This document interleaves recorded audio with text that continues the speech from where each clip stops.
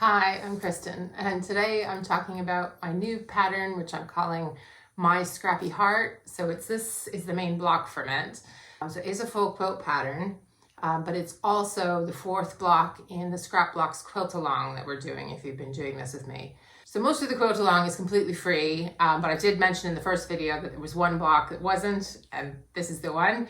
So if you're doing the quilt along and you don't want to buy anything, you don't want to buy the pattern, it's fine. I'm not going to pressure sell you or anything like that. This is the same size as quite a lot of the other blocks that we're doing. It's 9.5 inches unfinished. So you can swap out some of the other blocks we've been doing, or you can check your email and I will send you some other suggestions of things you could do to fill the space. But if you like the block and you want to include it in your sampler quilt, then you have to buy the quilt pattern. So along with the block pattern that we'll use both in the row quilt layout and the sampler quilt layout, you'll get a quilt pattern for a throw size quilt and a kind of crib baby child size quilt kind of thing. If you're coming to this video because you've already bought the My Scrappy Heart quilt pattern and you're looking for the foundation paper piecing block tutorial, that's in this video. So you just want to click on show more under the title for the video and you'll see the description box and there'll be timestamps in there, and you just press on the one that says block tutorial and you can go straight to those instructions without listening to the rest of this. If you have already bought the pattern and you don't know what the Scrap Blocks Quilt Along is, it's basically a scrap block sampler quilt. There's two layouts. One's a row quilt, one's more kind of, what do you call it? More of a sampler thing with the blocks all over. Just watch what my hands are doing.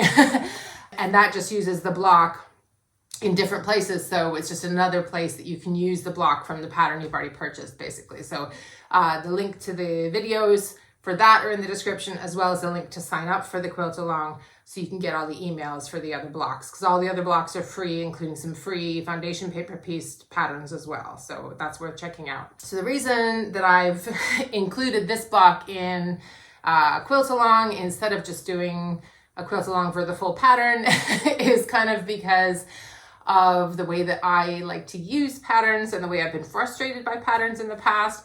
So I like to sometimes know how much I need to make just one block, because one, I like to make things from scraps. So I wouldn't necessarily be cutting up yardage and needing to know, exactly how many 5-inch squares or whatever I need for something, because I'm not cutting up whole big pieces of fabric. I'm kind of going, ooh, do I have enough blue for this little patch? And that's what I want to know. So for this pattern, for the My Scrappy Heart quilt pattern, I did work with a technical editor and someone who's got experience with fabric requirements and cutting instructions and things that frankly bore me to tears. But so in the pattern, there is all of that stuff that you would normally find in a pattern if you're a seasoned quilter. But there's also some of the stuff that I want in the pattern that is usually not there, which is like the instructions for one quilt block, so that I could, do it like this, like use it in a sampler quilt if I want to, or use it in a more kind of gradual way. So for example, one of the ideas that I had with this pattern was that you would take the scraps from quilts that you make for other people, because we're always making quilts and gifting them, right? And you always have scraps. So if we took some of the scraps from each quilt that you gifted and made yourself a heart block, remembering all the different fabrics that you used, and then sort of just save them up. And then eventually when you had enough, then you put it together and you make a quilt for yourself that you keep. And then you can remember all the quilts that you gave out to other people. So that was kind of my thinking with this one. And so I wanted to make sure that in the pattern, you could just go and make one block and you didn't have to cut for an entire quilt, because we don't always want to do that. I don't always want to do that. I understand that it's more efficient to cut everything and then to chain piece everything, but it's just not my jam. The other thing I would love, if you are a follower of the channel and you're planning on buying the pattern and you use it either for the Quilt Along quilt or you make the full pattern, I would love to get any feedback on what I've put in there. Like, is it enough for you if you have been quilting for 30 years? Is it easy enough to follow if you haven't got the balance right there? Because that's what I would really like to know. I want it to include everything that you would expect to have in a pattern, but I also want there to be opt-outs for people who don't want to go through following everything like that step by step. So I've also included kind of suggestions on how you can change up the pattern and make it your own as well. So There's 2 colorways already in the pattern. They're both kind of variations on a rainbow theme. But then I've also, the one that I've been working on, it would follow the cutting instructions of the rainbow version. So I've used old jeans for the hearts, and then I've used some of my husband's old shirts, one of my dad's old shirts, my stepfather's shirt, and then some shirts from thrift shops, as well as some shirting scraps that I bought from, I presume, a dressmaker of some kind on eBay. They were just like random bits of shirting fabric. So this is the denim and shirts version. It's looking a little bit covered in threads and wrinkles because my kids were walking all over it when I told them expressly not to. Anyways, so this is the throw size. So it's 42 blocks, but it's missing a border because I can't decide. So should it be denim or should it be shirting? But if it's shirting, it needs to be like an amalgamation of scraps because I don't have like big long strips of all one kind of shirting, if you know what I mean. So let me know what you think because I'm a bit stuck about what the border should be. So I'm calling it Mixed Memories, this version. And I think when I was doing it, I was thinking, well, another use case for this pattern would be either in one block or separate quilts, I don't know, making memory quilts for different members of a family with like limited amount of shirts. So, you know, if someone passes away, they might have, like, I don't know how many, 10 or 20 shirts or something. And that's not, say there was 4 grandkids and it's a grandpa or something like that. That's not going to stretch to 4 quilts. However, the little scraps that are in here, it really doesn't take that much fabric to put something in here. It's big enough that you can recognize it, like a shirt pattern, but you don't need that much of it. So if you were using other fabrics for the heart and the background, and you were stretching the shirts in the center panel, then I feel like you could stretch a limited amount of somebody's dress shirts to make multiple memory quilts. That's what I'm thinking now that I've done this other one myself. So anyway, that was the thinking. It's designed for scraps, but as I said, the quilt pattern does have instructions for yardage if you want to cut it out of that as well, of course. So obviously I'm really excited about it. I hope you like it, and I'd love to hear your feedback. But I'm going to show you the tutorial for how you make the block pattern. So obviously first you need to buy the pattern if you're going to follow along with that. So the link to purchase the pattern is in the description. And any questions, as usual, just email me. Okay, so with the pattern, you're going to get, let me move this, you're going to get obviously all the written instructions with the fabric requirements, cutting requirements for the full quilts sizes, but also you're going to get the FPP pattern for the block. So this is section 1, this is section 2. You need to print one of each for each block. It essentially goes like that, even though, so it's section 1, section 2. And the key thing with this is you have to make sure that you are printing it at 100% scale on your printer. I got a new printer recently and I cannot find the default settings. So every single time I print a block pattern, I have to change the default from 97% scale to 100% scale. So sometimes it says, you know, your printer will have like something that says adjust to fit or something like this. We don't want that. We want 100% scale because it does make a difference to the size. So once you've printed your pieces, I do want you to just make sure. So first of all, you cut around the outer dark line, which is this is the bit that says section 1 and section 2 all the way around. That's your 1/4 inch seam allowance. So we're going to go from the dark line on the edge of the seam allowance here to this one here. And this should measure 9.5 inches this way. Same with this one. And then section 2 should be, let me just check this again, 7 inches. No, that's without the seam allowance. 7 1/4 inches, sorry, wide. And this one should be 2 3/4 inches wide. Okay, so that is what we're aiming for. And if yours do not measure that when you print it, go back and print it again at 100% scale because it really does make a difference. Okay. Next, you're going to get a sheet that's got templates on it, and you can cut those templates out. So mine look a bit rough because, so A, B, and those are for the different. So if you'll see in section 1, it goes, you put patch 1 on first, 2, 3, 4, 5. And similarly here, 1, 2, 3, it's just telling you what order to do it in. And the letter in the brackets is which template you cut out from. So there are also cutting instructions in the pattern, so you don't have to use the templates if you don't want to, but if you're doing a block at a time and you don't like pre-cutting and measuring like I don't, then the templates might be useful. So, and I always would cut the fabric a little bit bigger than the template just to be sure. So although we've got all the instructions in the pattern, I do rough cut everything. So I've got, so some of these are, you know, quite a bit bigger than the actual piece. This is B. C is way bigger here. D and E.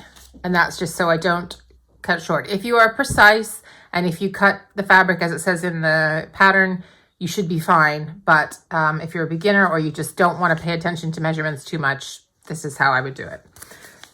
Okay, so if you've never done foundation paper piecing before, I've said in previous videos, I do have a video about different types of FPP paper. FPP stands for foundation paper piecing, and there's also different methods of doing it. So this is just my way of that I do it. So I sew right through the paper. There are ways if you use freezer paper where you don't have to do that, but I sew right through the paper. I use a stitch length of 1.5 to perforate the paper more, and we tear the paper off once the block is finished. So with FPP, what you're doing is everything's kind of reversed. So you're sewing on the side of the paper that's got the writing, and your fabric is going to be right side up on the back kind of thing. You'll see as we go along.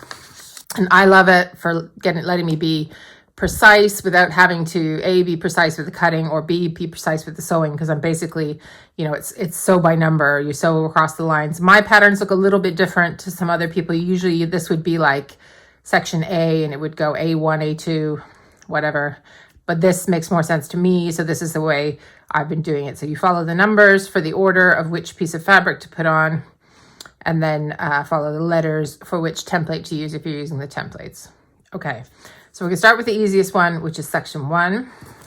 So I always put a bit of glue just on the first patch of whatever I'm doing.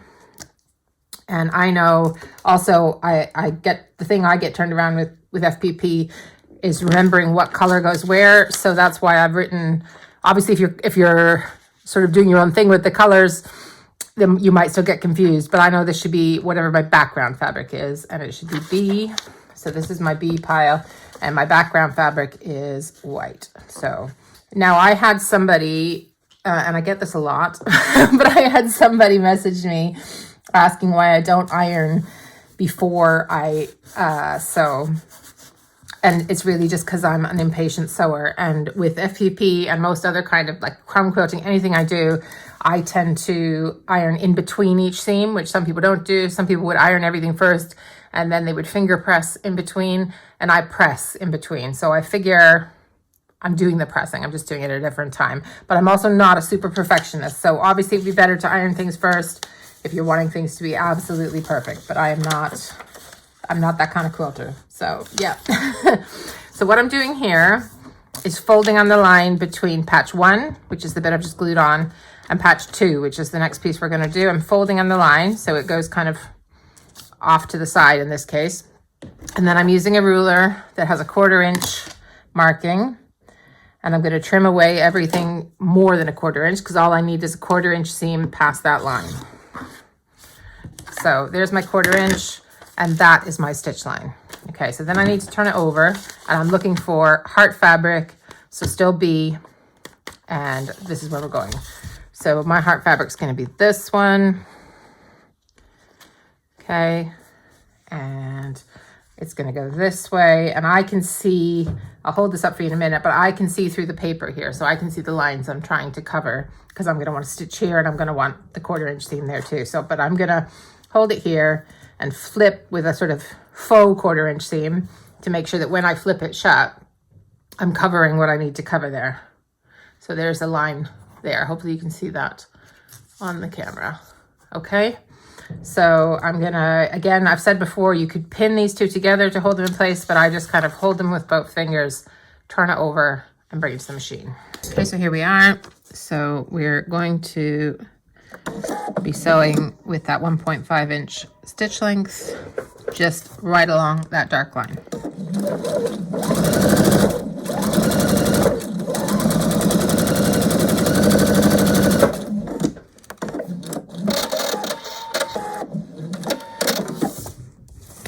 Okay, so there we are, and then we flip it, make sure it's covering everything that it needs to cover there. You see in the light that it definitely is covering, so it needs to cover this line by at least 1/4 inch, so there needs to be 1/4 inch of fabric on this side of this line here, and we need to be covering this line on the outside here, and just over here on the edge there. Okay, so I'm going to go and press it. I like to, so I put my iron down here, set the seam, and then I would open it up and press here, and then I will come back and trim for the next piece of fabric. Here we are, all nice and pressed, and then I'm going to turn that over, and the next one I want is 3, which is also a B, and I want to, I'm doing, you could do your heart's fabric scrappy, but in this case I'm doing my heart fabric all the same red for this particular heart, and then for a different heart it'll be this red. So so that's the one, so I'm going to use that one. So, and I'm going to do the same thing here, fold it this line here, and get my ruler, find my 1/4 inch, and get rid of what I don't need. Okay, and then I've got my horribly unironed piece of fabric, and I'm going to just double check it against what I'm trying to sew, and I can see that that fits, and it should, because obviously I've used the templates, so yeah. And if it doesn't, before you go, oh, it's the wrong size, also you could try shifting sometimes this way or that way. Sometimes you feel like it should be one way or the other, but actually when you flip it, it makes a difference. So not in this one, but maybe in, I think in the previous one, there was one that was like that, previous block. So, okay. So now I'm going to take this to machine and sew it. So that didn't record, but I did just sew this line here. And now I'm going to flip it over and check that it's covering what I need it to, and it is. And then I'm going to go and press it, and I will try and remember to hit record when I go to do the trimming. Okay, so here I am with, so I don't need my, there's no more bees, so I can put my bees aside for the next block. And turn it over. And next is 4C, which is background. But before I get to picking the fabric, I'm going to trim it. So I'm going to fold on this line. And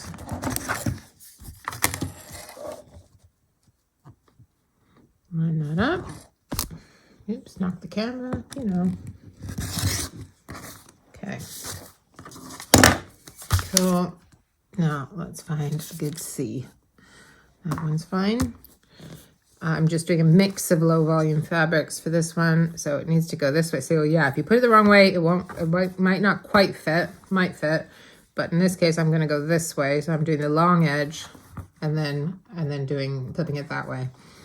And I have cut this bigger than the template. So if you have cut it to the template size, it should be pretty clear that there's only one way that it's going to fit. Like if I'd cut this right to the template, it wouldn't work that way. It's only going to work this way. Okay. So I'm going to go and sew that.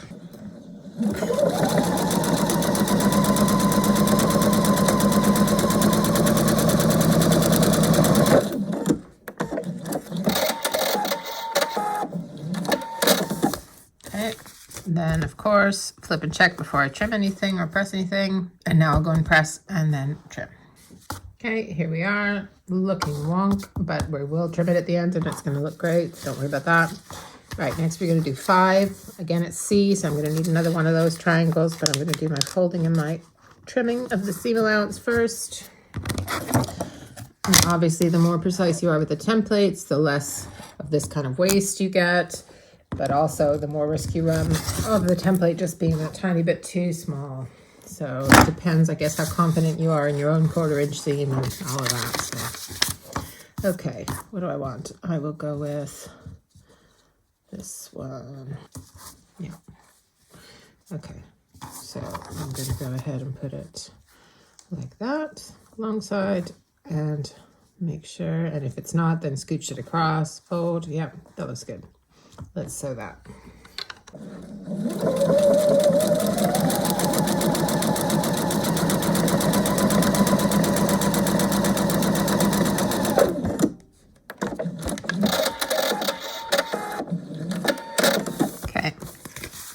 flip it and check.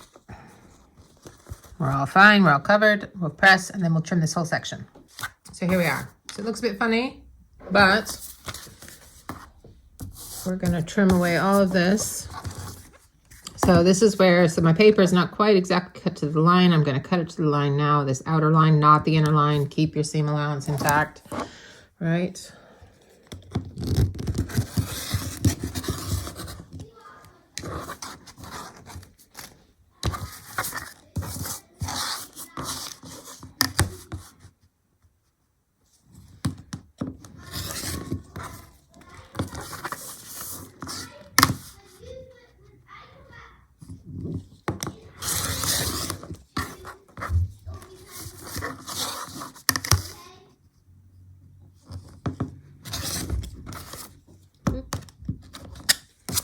Okay, so there we are.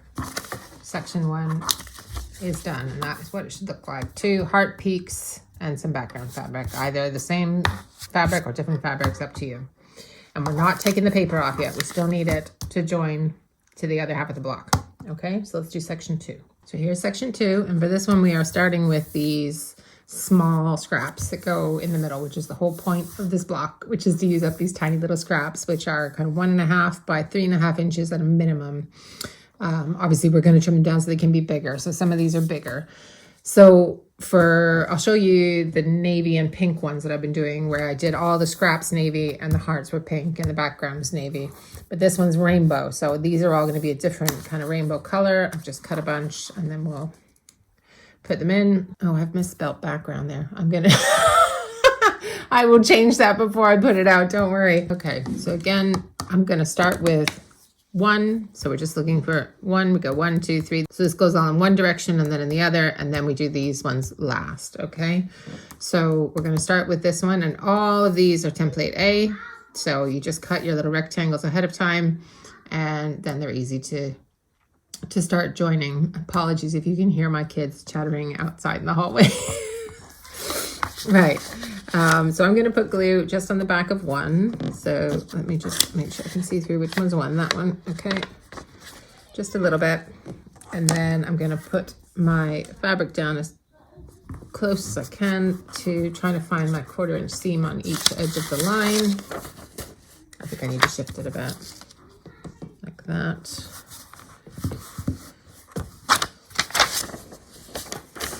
That looks good. That's fine. Oh, no, you can't see it. So I've got enough on all sides of the line there. So now I'm going to fold between 1 and 2 and just trim, and then we're going to add 2 next.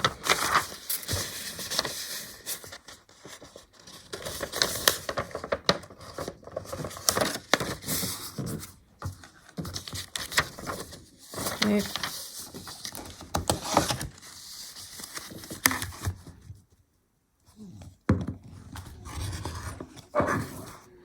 Then I'm just going to decide what color I want next. I think I'm going to go with this purple. Which way was 2? 2 is this way. Okay. So I'm going to go right sides together. These are solids, doesn't matter. But if it wasn't solids, then the print would be facing down right now. And just make sure it's going to cover patch 2. And then I'm going to flip it over and go sew that.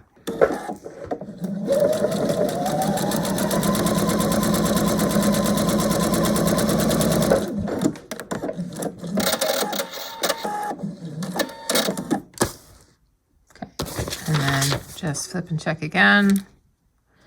I'm going to press and trim. There we are. Flip it over. Fold between 2 and 3, which is the next line we're going to sew. So I hope you can see that there. It's folded there. And then cut our 1/4 inch seam allowance. And then I'm going to pick, what should the next color be? Maybe this. I'll go for print. I'll go for blue and I'll go for print. Try not to stick to the same rainbow order in these blocks, because otherwise I will, that's when you get mistakes. If you try and do something the same every time, then you're going to make a mistake. If you let it be random, then it's random, right?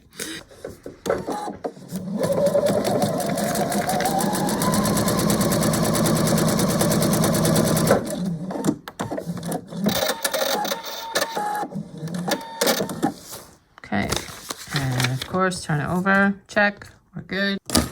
Okay, maybe over the blue, turn it over. This is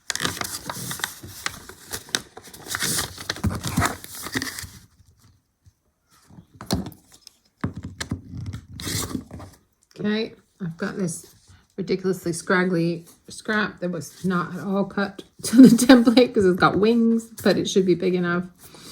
And we'll sew that. Okay, and I'm gonna go ahead and do this, and I'm gonna speed this up because it's the same way all the way to the end, and then we'll come back and start going this way once we've done 7.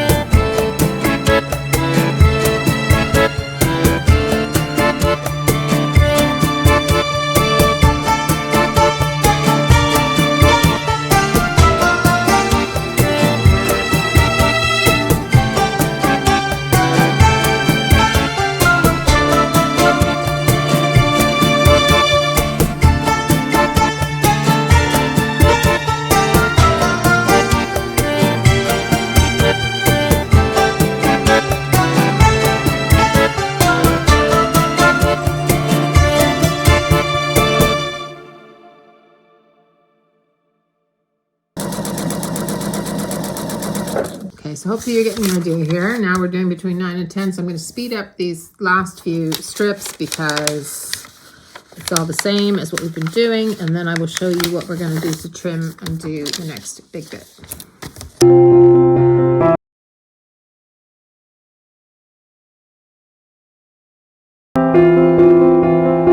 Okay, so here's my strip all covered here, and now what I need to do is, this is going to be the next line that I'm sewing. So I've gotten to 12, 13. So we're joining this section to this. So I'm going to fold on 13. Now you're going to probably, if you've sewn a bit over, you're going to have a few stitch lines here. Don't worry about that. So you don't have to unpick them to fold it. Just fold it as best you can. Some of them might pop out, some of them might not, or you might just have a little bit more of a generous 1/4 inch seam. You can take that into account if you want or not. Okay, I usually don't. I just go ahead and on my fold, from my fold line, I'm going to do my 1/4 inch. Okay, but you do what you like. Okay, and so I'm just trimming away all that, and we will trim the other end at the end, so don't worry about that. Right, so next we need heart fabric D, so template D. So here's my D's that I've cut out, and this is the one that matches the tips of my heart. So I'm going to use that. Let me make sure you can see here. Okay, so get the threads out of the way. Right. So here is my piece, and I'm going to put the long end across here, and then flip it and make sure most of all that I'm covering the point of my heart. So I might need to shimmy it over a bit in this case. Yeah. And then also check that I would be getting my 1/4" seam. You probably can't see that with the lighting on here, but I can see that this is all right. So I'm going to just double check and make sure that we're good. Yeah, okay. And then I'm going to sew that. So it's just one big long seam.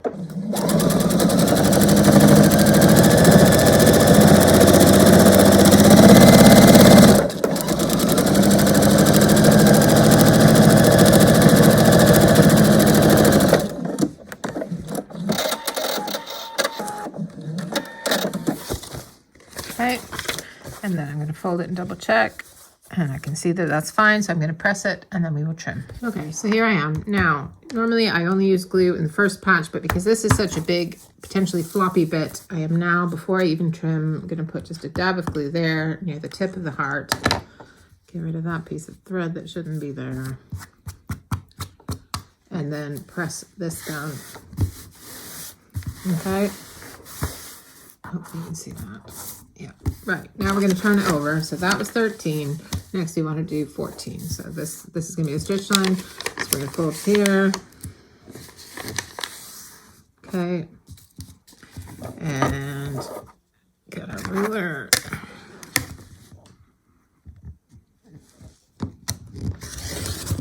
Okay. And then I need template E. I've got these already cut for E for a couple of blocks here. And I'm going to go with that one. And I'll just get another E out for later. I'm going to need 2, so that one I think. Okay. Right. So again, I'm going to go long side along here. Flip, check I've covered my corner. I have, we're good. Let's go sew that.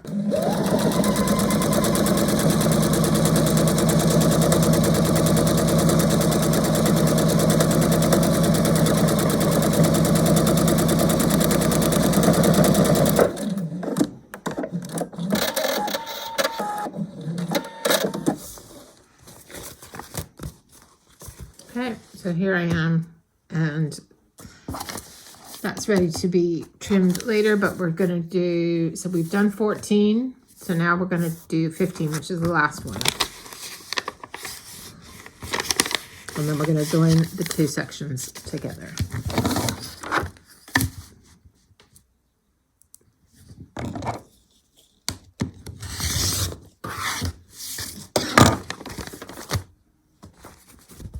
Okay, and now here, if you've done this and you've not trimmed here, then just remember that what you're trying to do is cover the paper, not try to match the bottom of this excess fabric here. So, and I've got a selvage on this, so I just want to make sure the selvage comes off the paper when I trim it. Okay, so I'm going to sew it there.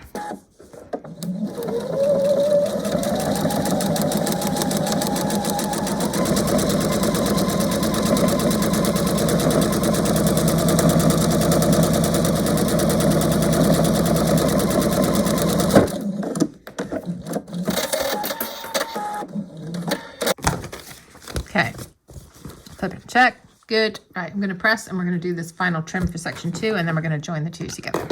Okay, so here it is, looking again a little bit messy until we trim it up and then the magic happens. Okay, so again, trimming on the outer line, not the inner line. You'll lose your seam allowance if you use the inner line.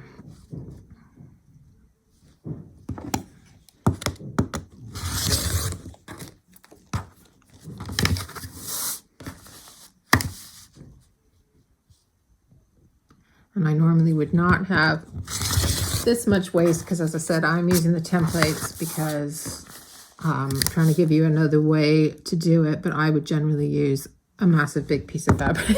Just cut away a great other big piece of fabric. I've talked about that in some other videos if you don't understand what I mean, but if you have a way that works for you, just don't listen to my ramblings and don't worry about it. Okay, so there is section 2 all nice and trimmed. And now we need to join it to section 1. So it's going to look like pretty heart, rainbow heart. So we're going to go right sides together. We're going to make sure that this corner is matching and this corner is matching up at the top. And then we're going to, this is going to be our stitch line. We're going to start just before here and then just after here. Sorry, you couldn't see both edges there. Anyway, we're trying to match this. I'll make sure this is all lined up, and then that's going to be our stitch line. So let's sew that.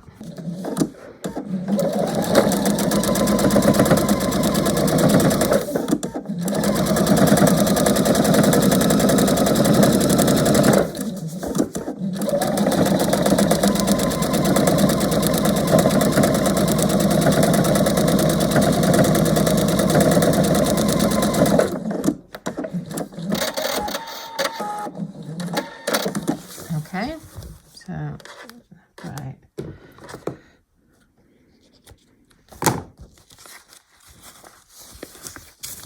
So there we go, there's our block. But first, before I press it, I'm gonna take away the seam allowance paper, not this paper, because if I'm joining another one of these blocks to the other one, I wanna still be able to use the seam allowance on that side to join it, but I don't need this one in between the two sections anymore.